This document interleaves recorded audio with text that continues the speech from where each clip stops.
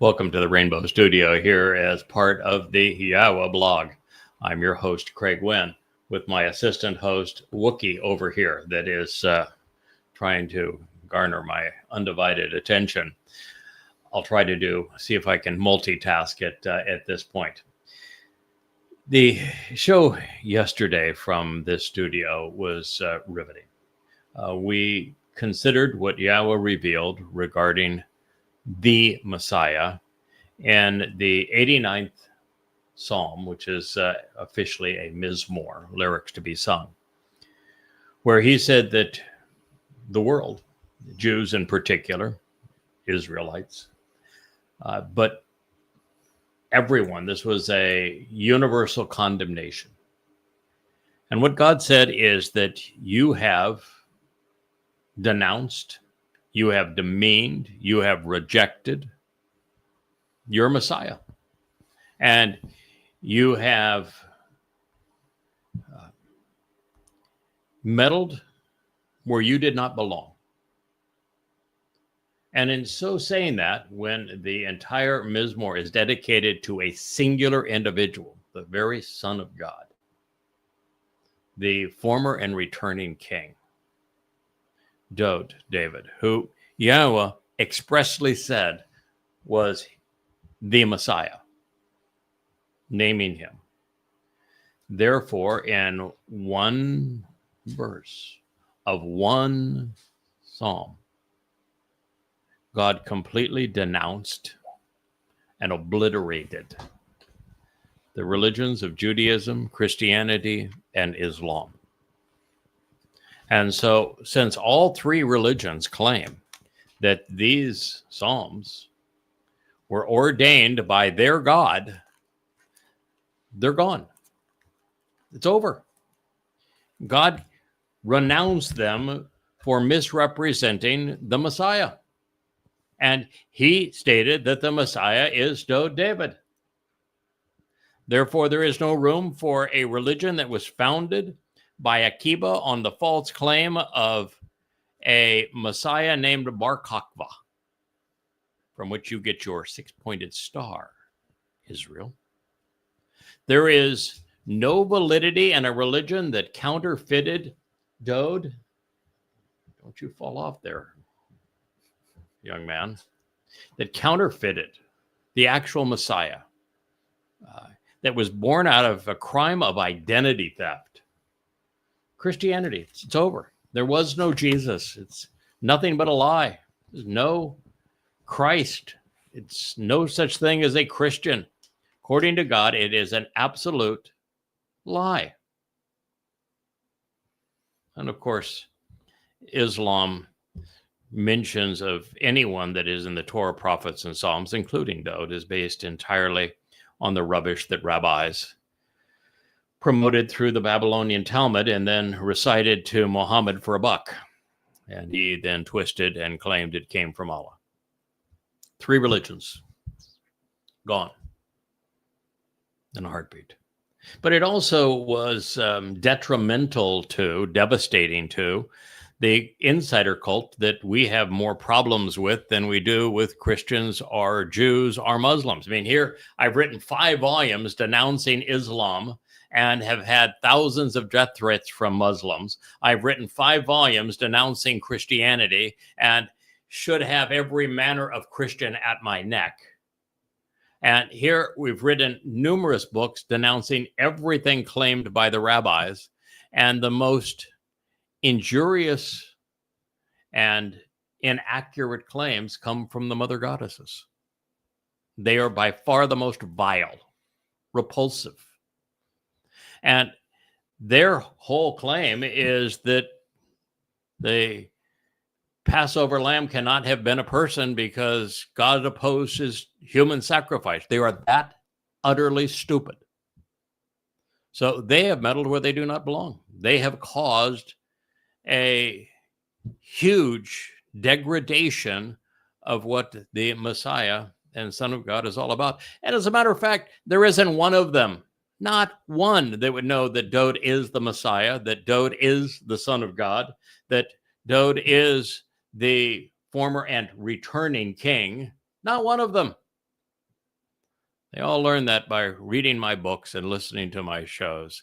And now they want to denounce the fact that I have concluded and proven that this ode to Dowd in the 89th Psalm is written largely because of what Dowd did in becoming our Savior, fulfilling Pesach as the Lamb, Matzah with his soul carrying our guilt into Sheol to perfect us, and Bekurim as the Bekor, firstborn son of God. They have no interest in promoting Dowd. Their only interest is in renouncing me. And you were just destroyed.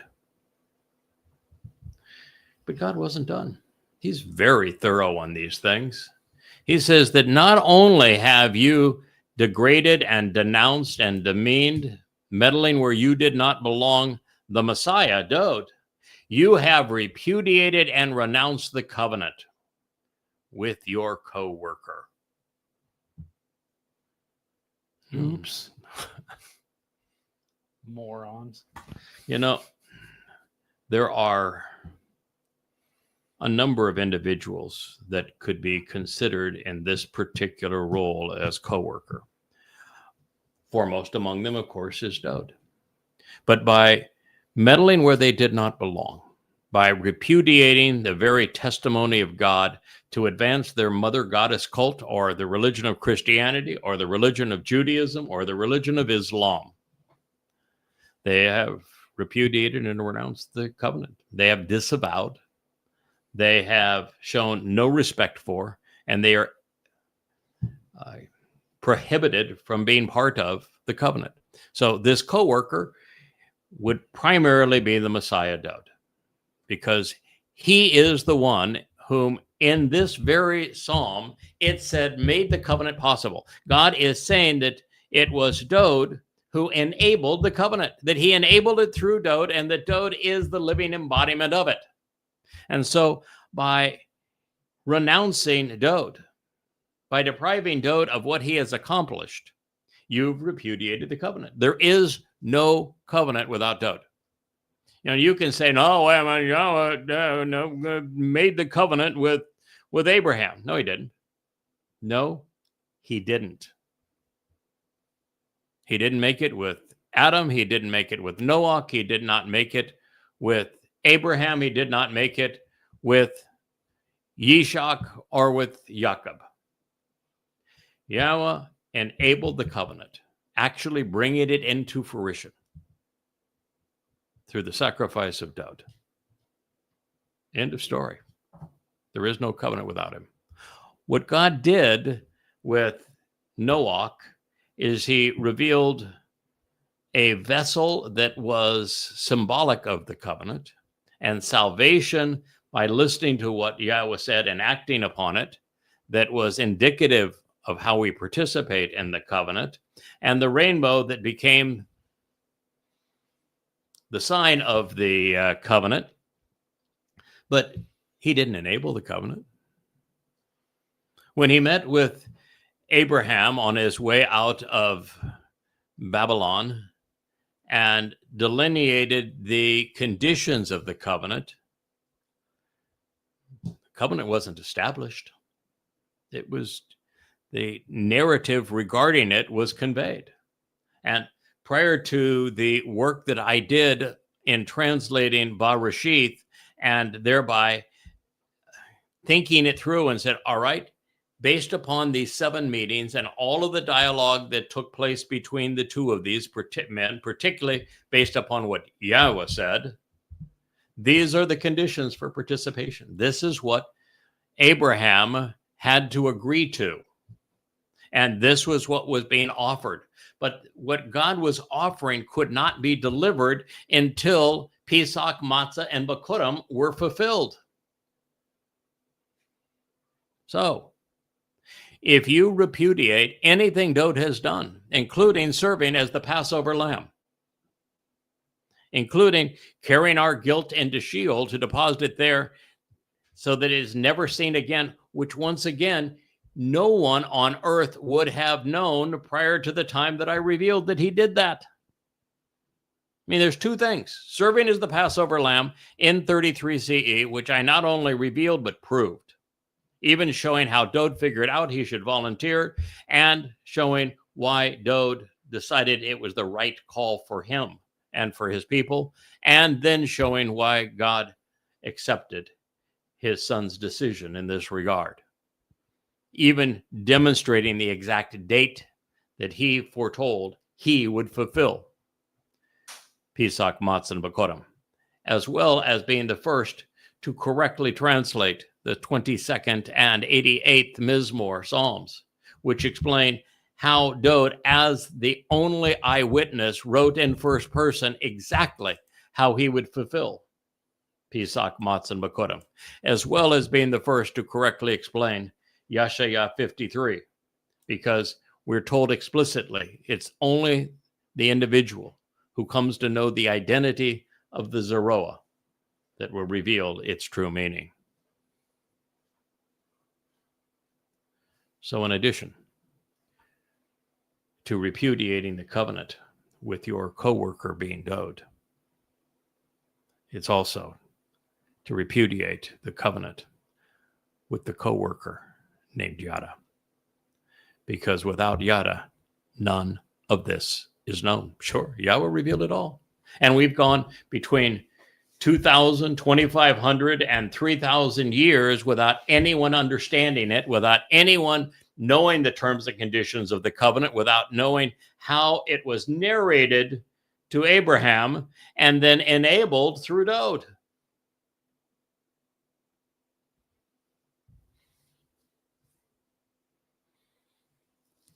So, when I say that there is a 0% chance that any Christian is in heaven, that any Muslim will ever enter heaven, that any practitioner or advocate of Judaism will ever enter heaven, or that there is any chance that any of the mother goddesses will ever see heaven, I know what I'm talking about. They have repudiated the covenant. They have renounced it. They have disavowed the covenant with your coworker, the one doing the work as the official advisor. It is based on Abad to work. What was the name of that fellow from Edom that brought the Ark of the Covenant to the Temple Mount so that it was available for Dowd, who will bring it again? What was his name? Something. Obed.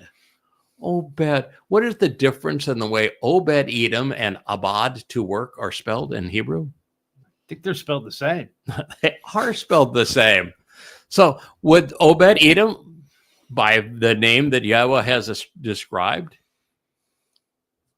be the co-worker in addition to Dowd? Is it possible that these two fellows have collaborated?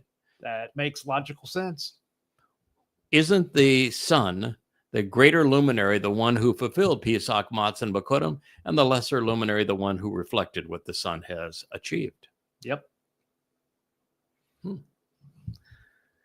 You have dishonored and you have defiled his dedication to the land, to the material realm, to the earth.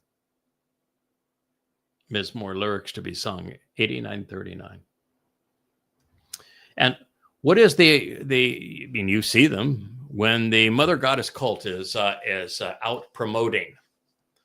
How do they promote? Do they promote, boy, we have this wonderful new insight, and this is what Spirit Mom says, because there's nothing Spirit Mom ever said?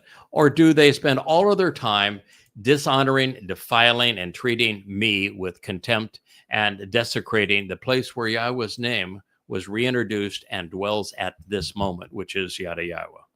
Libel and slander is all they promote against the Choder. That is it.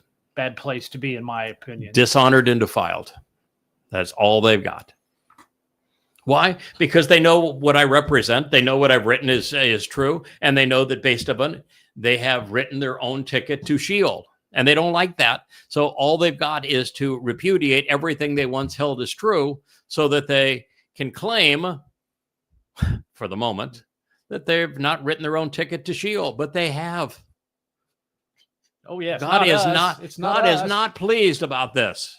Didn't Amos already should tell us that? what their position is. Can't Yeah. be talking about us. Oh, I recently, because the mother goddess herself was so vile, claiming that she was a victim and that I victimized her when in fact I was the nicest person ever to her, and gave her bunches of money to try to help her, lots of personal accolades and protection trying to help her. And then she was the one who repaid my kindness with being vile against me.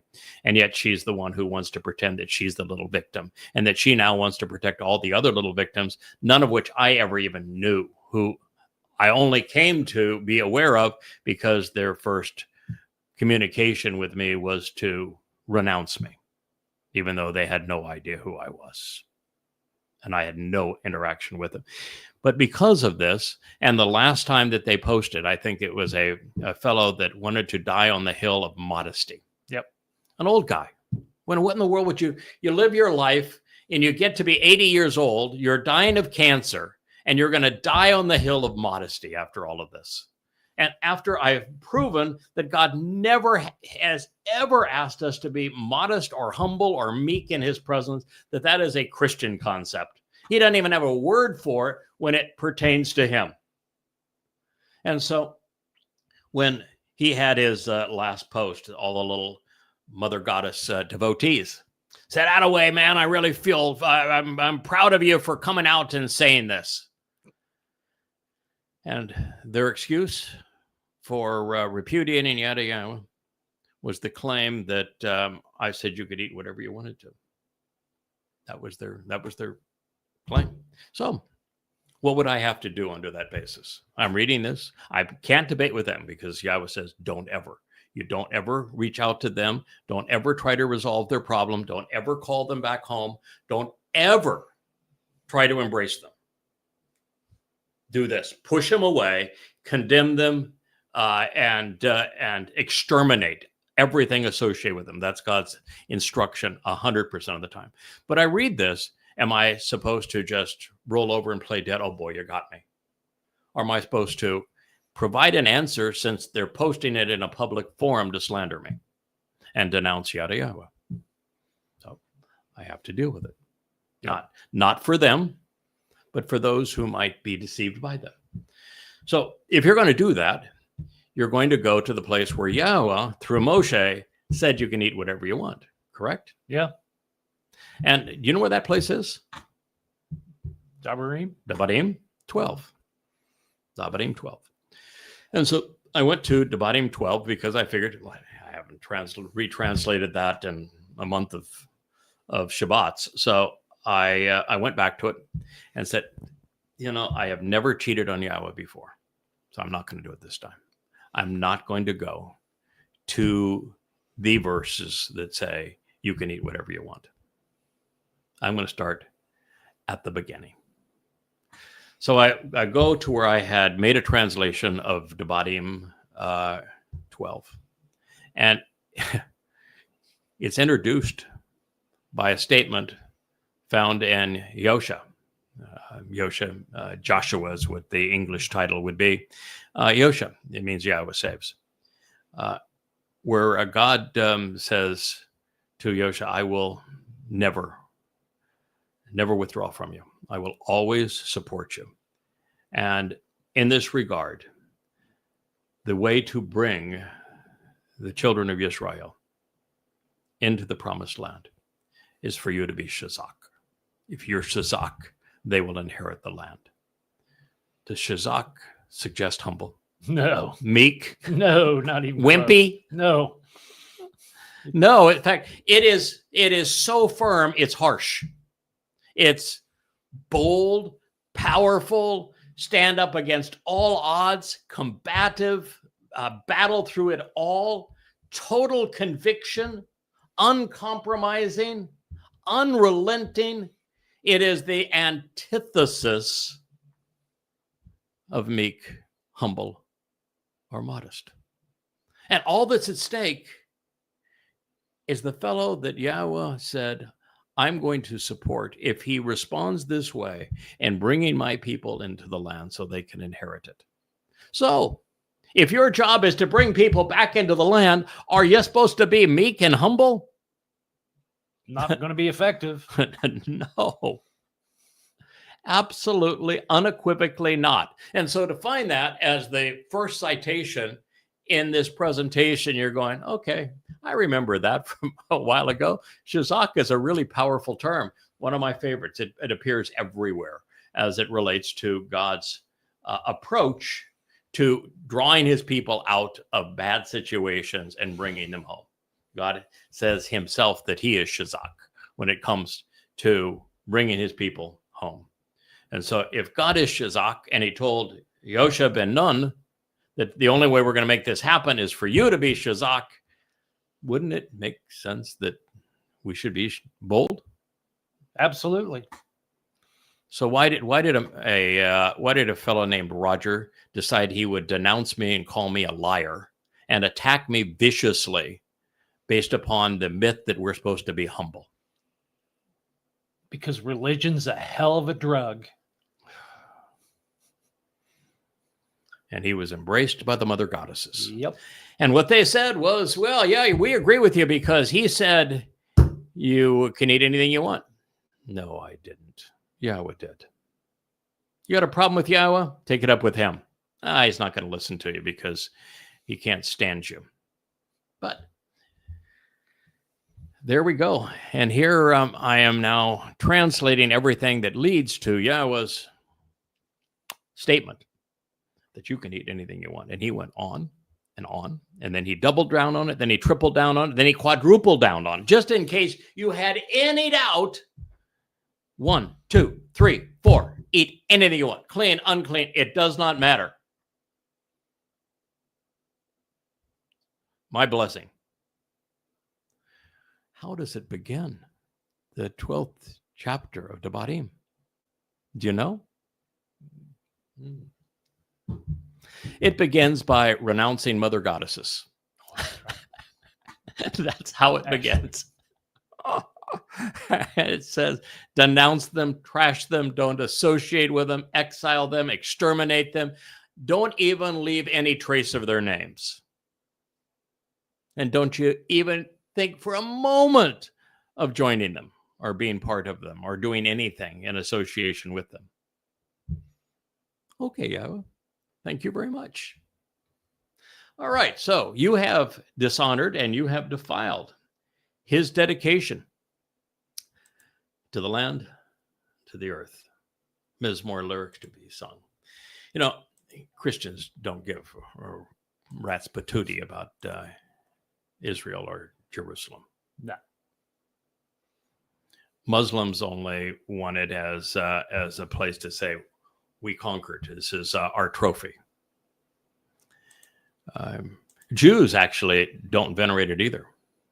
The highest concentration of Jews is in New York City. Yeah. And you look at the parasitical Jews, and not one of them will stand up and battle on behalf of Israel. They're just parasites. And they actually renounce Zionism. And Yahweh was a Zionist. And so there aren't very many people that have a genuine dedication to the land. We can go back to our mother goddesses since they are the most annoying currently. That's the big thing about them. They don't give a hoot about Israel. All they care about is themselves. Shabuah, that's our harvest. Why? Because it doesn't pertain to those dastardly Jews, because they've got Towrah. We don't want anything to do with Towrah. Shabuah is our harvest. Oh, no, it's not. Shabuah happens to be a Bakurim harvest of standing and upright grain, and it is directly associated with one's involvement and support of Israel. Huh. Jews. Funny how that works. Yeah. So for a dedication to the land, the two witnesses are going to come back to the heart of the land, city of Dowd, to the Temple Mount, and they're going to show their concern over what's being done to it, defending it. Dowd established the city of Dowd. He established the Temple Mount. He established Jerusalem. He defended God's people and their presence in the land. So, while this is primarily, again, directed to Dowd, it's not the only person that God has worked through in this regard. But the bottom line here is when Dowd is renounced, so are the Moedim he fulfilled. And the covenant he enabled. When Dowd is dishonored, the land to which he was devoted suffers. Yahowah's point, and as God, he can be trusted in this regard. There is an inseparable connection between snubbing and passing over the Messiah, David, and desecrating the covenant. Because the result is to dishonor his dedication to his people and this planet so that they can be part of the covenant.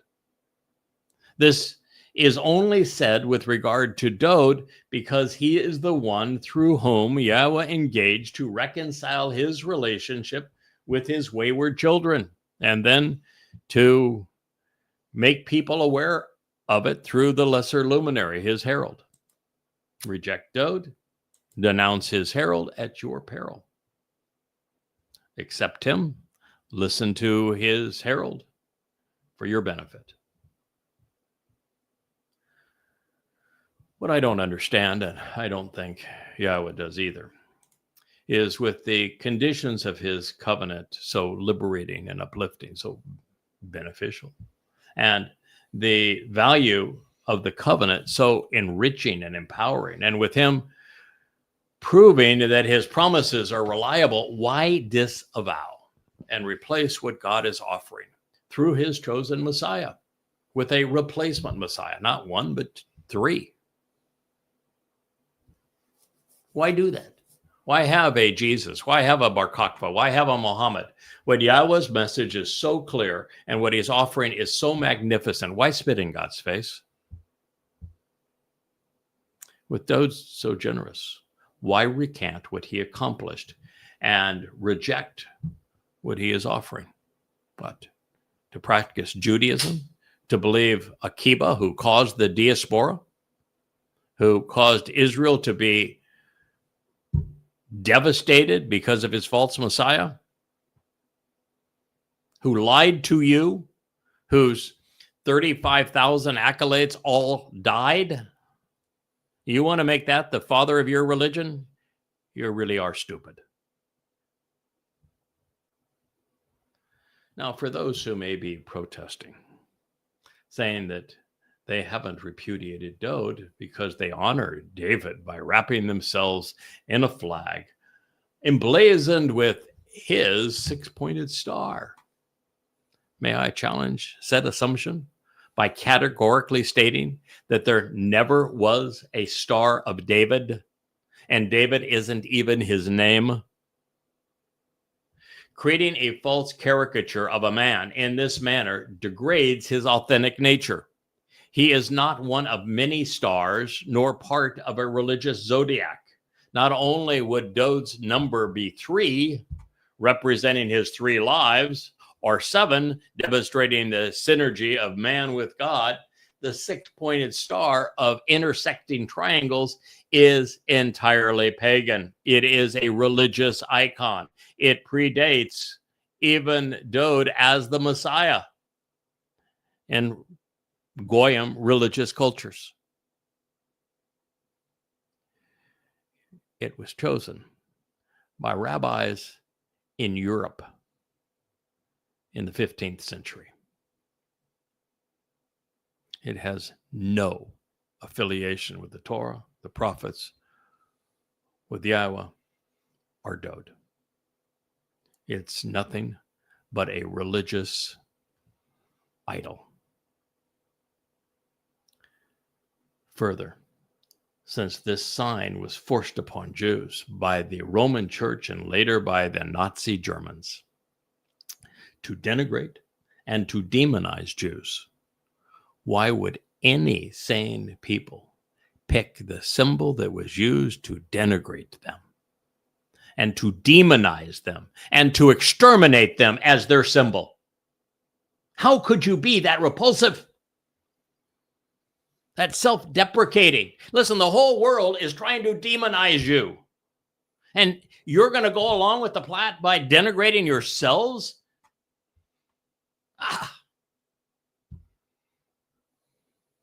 You want to play all pious and write G-D or say Hashem, and yet you got a religious icon. What in the hell is wrong with you? One last thought before we move on. The juxtaposition of the preceding two statements not only serves to reinforce that Dowd has been rejected and denied by Yehudim and by Goyim, but that Yahweh is enormously displeased that his sons' lives and lyrics have been disavowed. There is nothing that the Jewish people could have done to aggravate God more than start a religion based upon Rabbi Akiva's promotion of a false Messiah, Bar Kokhba. And look at the consequence. There is nothing that God could have been more disgusted by than another rabbi's and Jews' creation of the myth of Jesus by counterfeiting his son, God's son, the actual Messiah, to create the lie of Christianity. These are the true greatest crimes in human history. You can't actually put Islam in that same boat because everything Muhammad had to say about anything that God had revealed was corrupted twice over. First by the rabbis who wrote trash in their Talmud and then sold that trash to Muhammad. And then Muhammad, as he perverted and twisted what they told him to serve his particular interest, and then claimed that it came from Allah. So it's the rabbis thrice over committing the worst crime that has ever been perpetrated, creating the Abrahamic religions.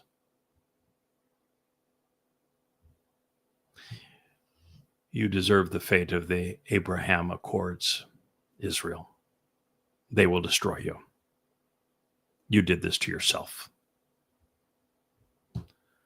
Dowd is the exemplar of the covenant. He is the enabler of the covenant, according to Yahweh, who I think ought to know. God's family is severely curtailed. In fact, it doesn't exist without the Messiah's contributions to it. And this serves to affirm the Zeroah's, the sacrificial lamb's fulfillment of the first three mikre, which provide the benefits of the bereth. Now, a little explanation here might be helpful as we consider this next statement. The sheepfold whose walls have been torn down represent the barriers around the covenant, which were designed to keep the religious riffraff out, the political and the conspiratorial, as well as the belligerent and the ignorant. Those are the walls around the covenant. You see, God's not trying to save everybody. He is not trying to make it easy to be part of his family. He is trying to preclude the overwhelming preponderance of people of even giving a sniff of it. He doesn't want to save everyone. He wants to save so damn few, he actually refers to it as thousands amongst billions, which is 1 in a million.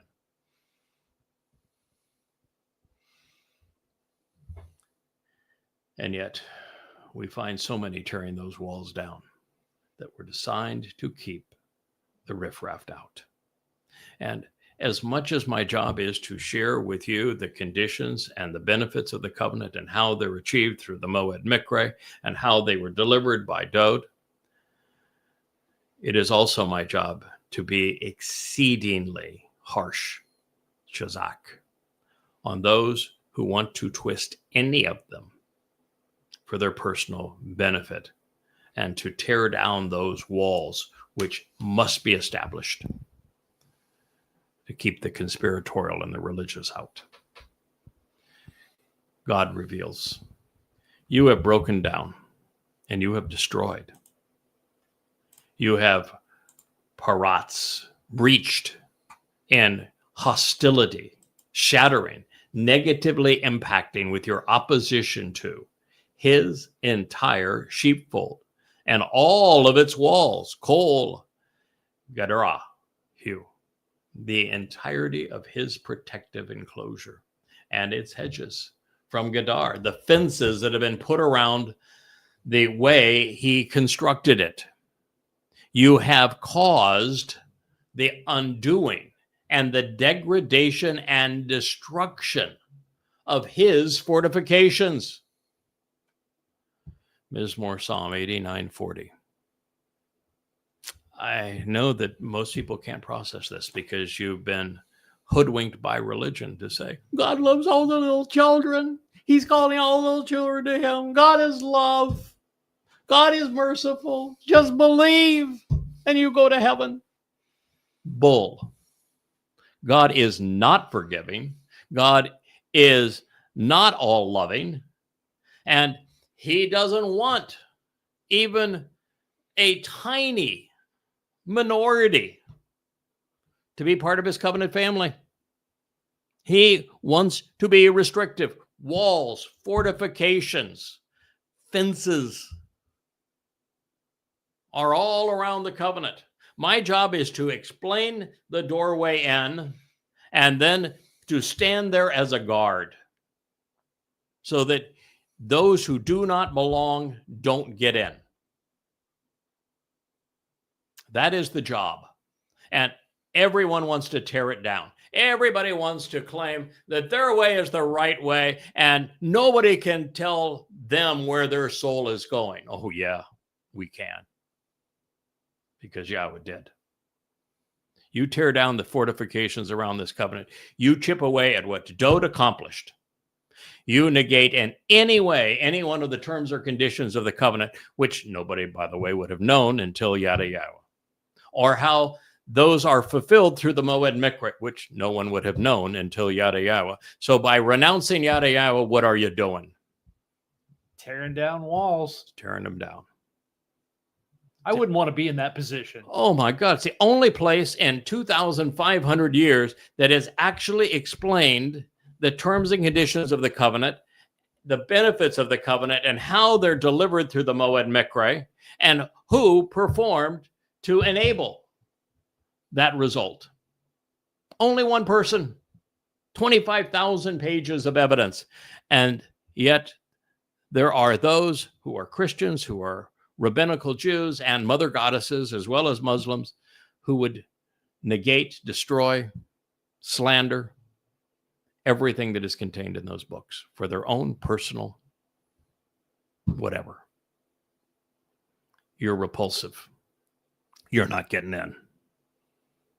Complain all you want. Try to have misery love company. So you preclude even more people from coming in, and they'll spend all eternity with you in Sheol, and then you get to deal with the fact that they're in Sheol because you misled them. Serves you right. God is in defenses. We're going back to the Gan Eden, are we not? The protective enclosure God created? Gan. Gan is based upon a protective enclosure, isn't it? Yep. Did the Gan have walls? Absolutely. So, to be part of God's family, there are walls keeping the riffraff out, aren't there? Yep. Absolutely. That's the way it was. That's the way it's going to be, because sukkah is from a root of sukkak, which means exactly the same thing. Protective enclosure, walled in. The walls are to keep those who do not belong out. You chip away at those walls for your own personal agenda, whatever it may be. Whether you're a Christian and you want Jesus to save you, as you could be stupid enough to believe that God is a man and that men can kill God, and that resurrection is anything other than pagan mythology, or that you think you can rob God's beloved son, the Messiah, Dowd, and attribute it to a myth and worship the myth, and that's somehow going to work for you? Or that you can be rabbis and you not even acknowledge that Dowd is the Son of God, or that he is the Messiah, or that he is the former and returning king, or that he fulfilled Pesach, Matzah, and Bakurim, and you don't even know what they represent? You think that's going to work out for you? Erasing Yahweh's name, changing Dowd's name, misrepresenting all of the Mikra, totally misrepresenting the Bereth. How's that going to work out for you? Or you're a mother goddess and you want to repudiate the only source of information that has explained any of this, reopening the door, but with a man holding a rod standing outside. As a rebuke to every religion, Yahweh has deliberately restricted access to his covenant, effectively keeping the religious, political, and conspiratorial out. Whether ignorant of or adverse to the 5 beneficial conditions God established for entry, men like Akiba and Paul have sought to annul the Almighty's intent while projecting their own rules. Now, this has been, with the Mother Goddess cult, their primary argument, that even by renouncing me as God's chosen implement in this case, by renouncing the 35 books of Yada Yahowah, which taught them and has introduced everybody who now knows Yahweh to God, by renouncing what Dowd accomplished, that they still get to be covenant, that they still get into Shemaim. But you can't break all of God's rules and have that happen. You can't demean God and say that there is a mommy goddess and that you speak for Spirit Mom and get in. You're making up your own rules and they won't work.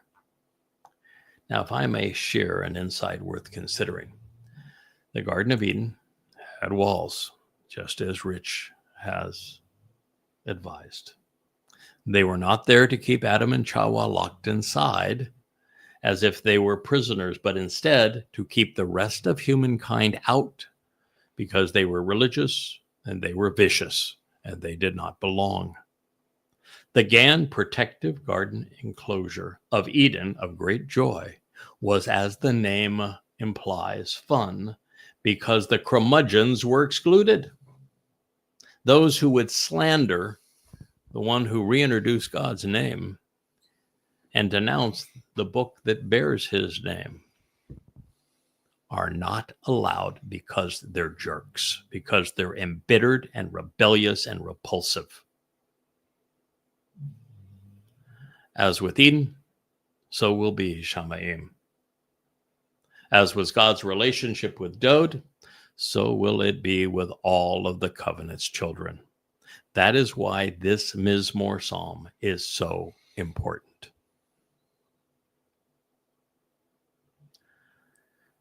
Dowd,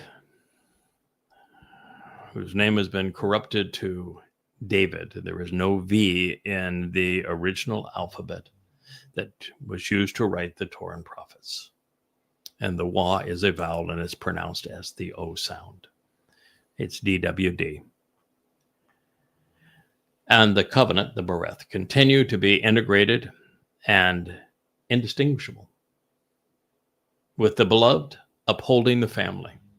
So from God's perspective, an attack on one is an assault on the other.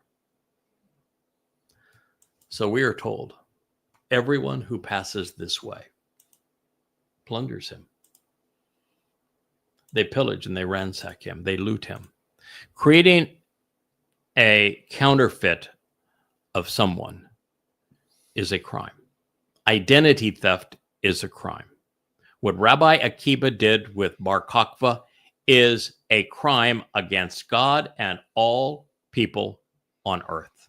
What Paul and Peter did with Luke and Mark to create this counterfeit of Jesus Christ by identity theft, by robbing the actual Messiah and Son of God who served as our Savior by being crucified, exactly when, where, how, and why he said he would endure that punishment, is an unforgivable crime. Absolutely, unequivocally blocking all access to heaven and to Yahowah.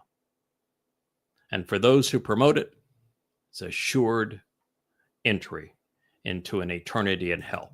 You have been forewarned. Do with that information as you will. All who pass this way plunder him. He has become scorned and abusively ridiculed, defiled and unbraided, as has his Bashar herald, as has the lesser luminary of the greater luminary, as has God's more recent Ebed co-worker, by those who claim some affinity with him. Wow. Yeah, Christians, they like the little boy that tossed the stone. They just love the house of Dowd, which doesn't even have 1/10 of 1% right on the video. They love his title, his distinction as the Son of God. They just don't want to attribute anything to him. They love robbing him. So they have an affinity with him. The crook has an affinity with the source of the crook's stolen goods, don't they?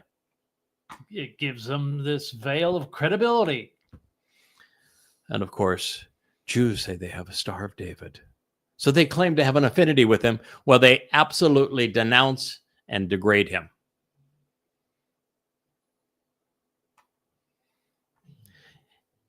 People who should know better, they carry around in their Bibles, which means from Babylon,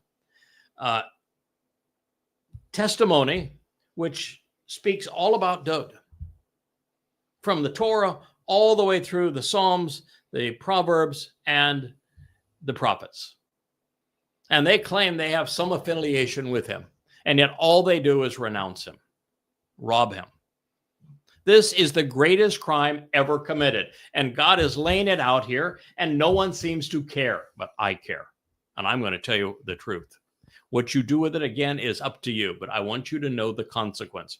Continuing to be a Christian in light of this is a death sentence at the very best, and at worst, it's an express ticket into Sheol.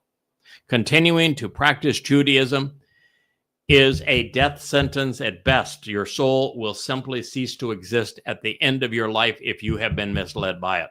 But if you take the next step and you mislead, as every rabbi does, as anyone who promotes the religion online does, then you and those who join you in the promotion of Judaism have written your ticket to Sheol, hell, which is an eternity in a black hole. Doesn't sound like much fun to me.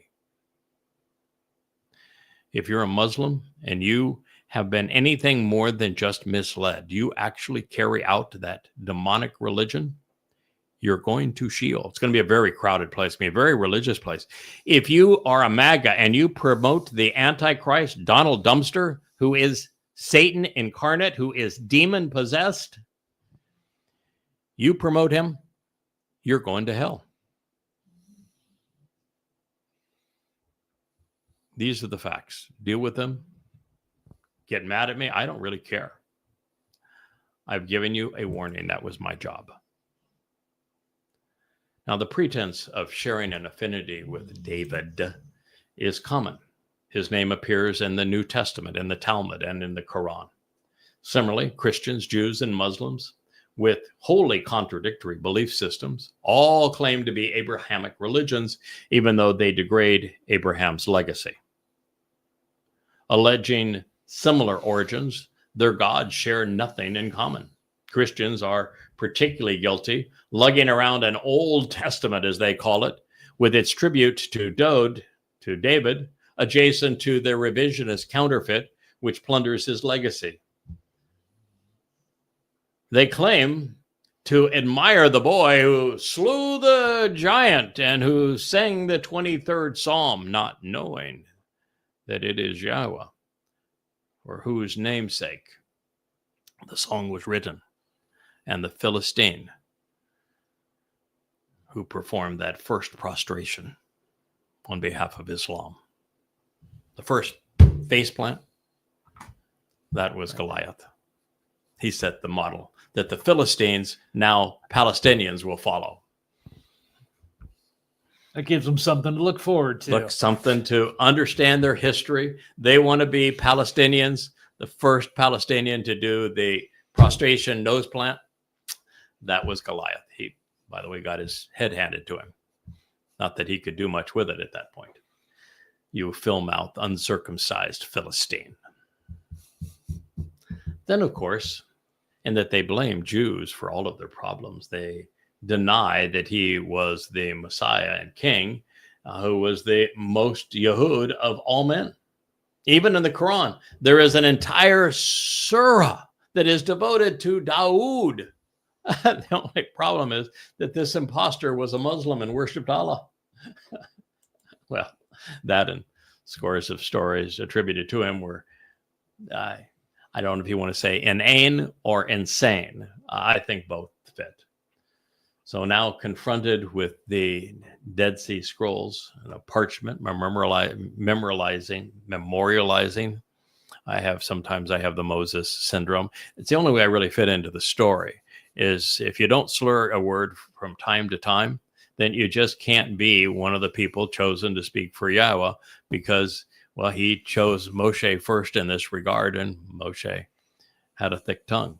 So occasionally I do this on purpose, of course, just to fit in with the fellas, or not. Maybe pulling your leg on that one. So now confronted with the reality that we have found the Dead Sea Scrolls and that there is a parchment memorializing this Mizmowr or Psalm 1,000 years before the creation of the Islamic religion. I wonder how a literate Muslim would react after seeing Yahweh's name rather than Allah's. I know the answer, and so do you. Did you say literate? Yeah, they wouldn't give a crap because with religion, evidence and reason means nothing to them. That's why they call it faith, not knowing. Many of those who pass this way ransack the covenant, ridiculing everything Dowd represents by taking it from him and giving it to themselves or others. They jeopardize countless lives by flagrantly falsifying the Messiah's identity and contribution to the covenant. And sadly, many of them have settled in proximity to Yisrael. Today, we know them as the practitioners of Judaism, Christianity, and Islam, with their delusions coming to roost where they clearly do not belong. So, speaking of the religious, whether they be pilgrims or refugees, crusaders or jihadists, God says, you have lifted up and exalted the upper hand of his foes and adversaries, especially of those who try to constrain and limit him. Tsar. You have caused all of those who demonstrate animosity and rancor to him to be delighted. Oh, you don't want God saying that of you. Psalm 89:42. But such is the nature of Judaism, Islam, Christianity, and the mommy goddess cult. They hate it, by the way, when I call them the mommy goddess cult. But you've read, because one of them was actually sent to you, but I have published all of their initial letters, and all say the exact same thing, that they're going off and going to be separate because they have found Spirit Mom. And they think that because I didn't make a big enough deal about the existence of Spirit Mom and what she has to say, that many people are going to die unless they advocate on behalf and speak for Spirit Mom. So, would my calling them the mother goddess cult, which, by the way, Yahweh uses the same term, be accurate under those circumstances? Absolutely. So if they don't like it, stuff it. You bought it. You own it. You have lifted up and exalted the upper hand of Dowd's, his foes and adversaries, especially those who try to constrain and limit him. Ooh, that's a really bad thing. Because when you ascribe what Dowd has achieved and his accolades and what he will accomplish going forward to anyone other than him, and when you attack his herald, the lesser luminary reflecting his life, the very man who reintroduced him in the proper role, you are advancing the upper hand of Dowd's foes, his adversary. Dowd speaks throughout his Psalms, emphatically denouncing those who seek to constrain him. And the only person for the last 2,500 to 3,000 years who has eliminated this, who has completely torn down all of the limitations, torn apart all of the limitations and oppositions that have narrowed the scope of Dowd. This fellow here. Now you might say, well, you're taking credit for too much stuff. It's just the truth. There is no one else ever that has done any of these things. And so you attack Dowd by creating the myth of a Jesus Christ. You attack Dowd by creating the myth of his stupidity, this inane version of him in the Talmud that you sell to Muhammad and becomes part of the Quran. You parade under the banner of a religion that was started by a man who caused your misery through promoting a false Messiah. You denounce what Dowd can achieve because you don't want a person fulfilling Passover. And then you attack the one person who has brought all of this to the forefront. And all you have done is aid and abet Dowd's adversaries at a time of tremendous adversity, Sar. The time of Jacob's troubles, the time of Israel's troubles, it's Sar. The basis of the name Mitzrayim, describing Egypt, it's Sar. God is pulling people out of Sar. And if you want to stay there among those who oppress, who attack, who limit, who subjugate, who demean, you're welcome to do so, but you need to know the consequence. You have caused all of those who demonstrate animosity and rancor to him, Jews, Muslims, Christians, by denouncing him, by counterfeiting him, to be delighted. It played right into the hands of the adversary. You cannot create a mother goddess cult and to attack Yada Yahowah and Dowd's herald, the Choder, without playing into the hands of Satan. It means that at the very core of the mother goddess cult is the adversary himself. Also means that Jesus Christ is Satan. Allah is Satan. Hashem is Satan. None of those three are Yahowah. They bear no resemblance to Yahowah. They bear a complete and total resemblance to Satan. Satan is the god of religion. Yahowah continues to be annoyed by what those who falsely claim to speak for him have done to denigrate his son and diminish all he has accomplished. And in the end, antagonizing God has never worked out well for anyone, nor will it ever. There will never be a conspiracy advocate, a Christian, a Muslim, or a practitioner of Judaism in heaven. Ever. So it is best if those who have been religious stop irritating God before it's too late. And as for Jews, they are guilty of giving the upper hand to Christianity by abandoning the Messiah and Son of God, and then to Islam by selling Muhammad the Talmud recitals he needed to make his Quran appear religious. You did it to yourselves. You created Judaism, Christianity, and Islam, all using replacement theology, or as I like to call it, replacement foolology. For Christianity to differentiate itself from Yahweh and Dowd, from their Torah and their covenant, sufficiently to appeal to religious Greeks and Romans that God warned his people about, they would need a New Testament. And yet, for it to be believable, they would have to borrow heavily from Yahweh's testimony, claiming his prophecies as their own.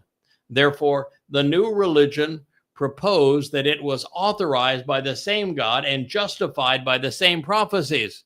But how is that possible when one proposition is so contrary to the other? If that were true, why did Paul and Peter and others have to contradict, have to misrepresent every citation that they pulled from the Torah and prophets? Why couldn't they cite any of them accurately? Why was Allah always unable to tell the truth? Why must rabbis continually lie? The answer for Christianity became replacement foolology. This sleight of hand wasn't simply about assigning the blessings and promises offered by God for Jews to the Gentiles who seek their eradication. It's about replacing one covenant with another, but mostly about substituting Jesus for Dowd.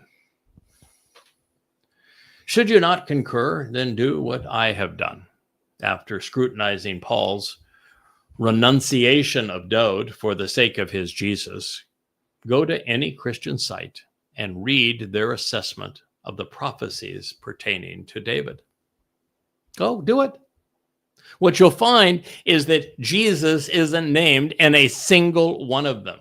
But every time Dowd's name appears, Christians insist that it actually applies to Jesus, as if God didn't know the difference between the two names or was unaware of which one he anointed as his Messiah. To be a Christian, your God has to be really stupid. No, your God's no bigger than a man.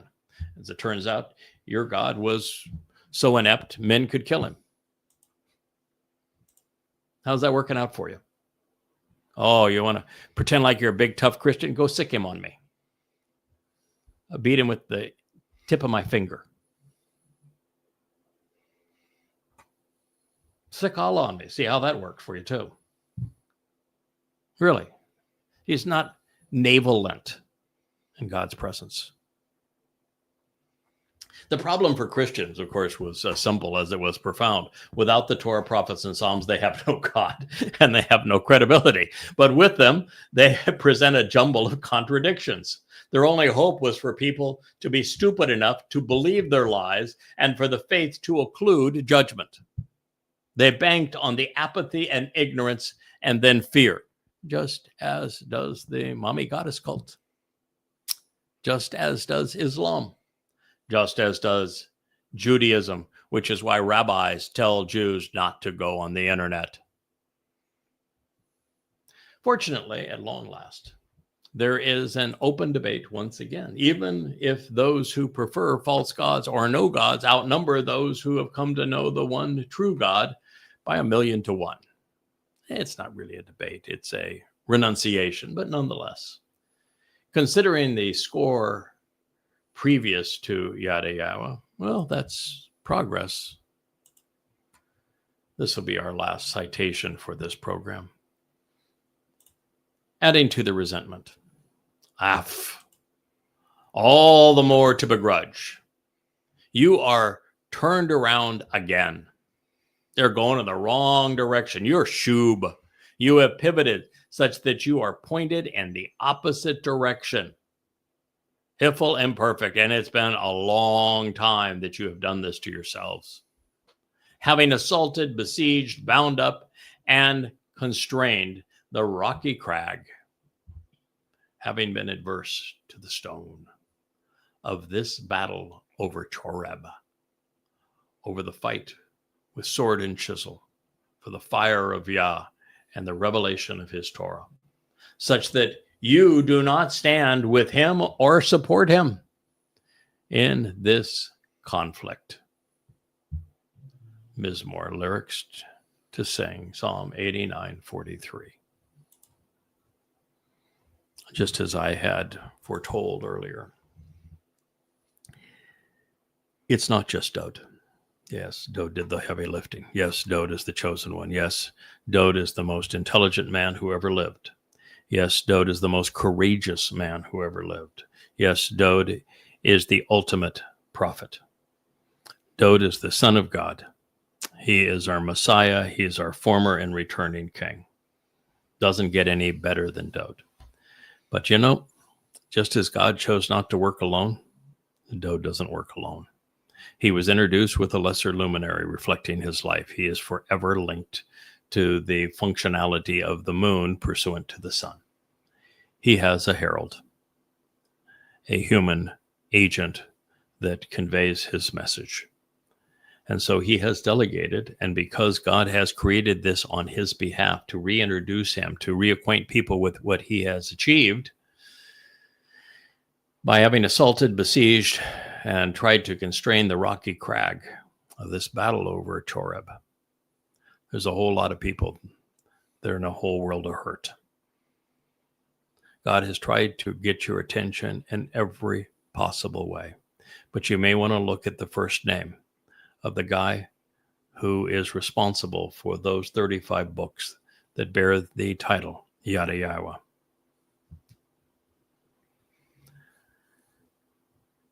And as a result, you don't stand with me. You don't support me.